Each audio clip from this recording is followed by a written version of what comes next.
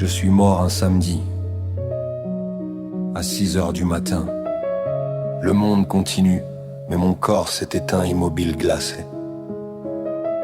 Mais ma pensée est d'une netteté parfaite.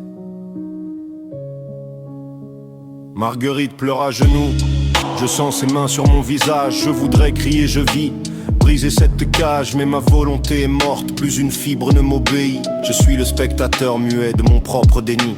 Le médecin arrive, pressé, fatigué par l'étage. Un regard indifférent, un simple acte de passage. Inutile de l'éclairer, dit-il sans même me toucher. Le misérable, il me condamne sans même me regarder. Je sens la laine du néant, le froid qui me gagne, pendant que Paris gronde dehors comme une montagne.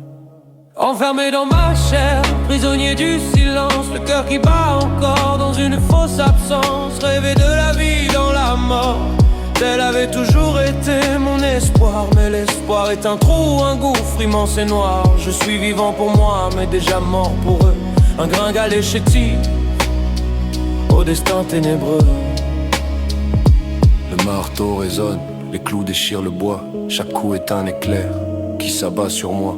Dans la bière trop longue, je suis à l'aise, disent-ils, pendant que mon âme s'accroche à un fil fragile. Puis la terre, le choc terrible, le bruit du canon, l'asphyxie, la faim, la perte de mon nom. J'ai mordu mes bras, j'ai bu mon propre sang pour sortir de la fosse en hurlant, en rampant. Je suis revenu de l'ombre, je suis sorti de la nuit pour voir que ma place un autre l'a déjà prise ici. Rue Dauphine sous le soleil, j'écoute les commérages, je me gabin rigole. Elle tourne la page, l'autre a bien fait de mourir. Un mari comme ça, c'est désagréable. Le verdict est tombé, le constat est implacable. Simono est fort, il a du poil sur les bras. Marguerite sourit, elle ne me pleurera pas. Pourquoi ressusciter pour redevenir un poids? Le mort n'est pas jaloux, il s'efface devant soi. Enfermé dans ma chair, prisonnier du silence, le cœur qui bat encore dans une fausse absence. Rêver de la vie dans la mort, tel avait toujours été mon espoir. Mais l'espoir est un trou, un gouffre immense et noir. Je suis vivant pour moi, mais déjà mort pour eux. Un gringalet chétif, au destin ténébreux. Je n'ai plus d'identité, je n'ai plus de visage.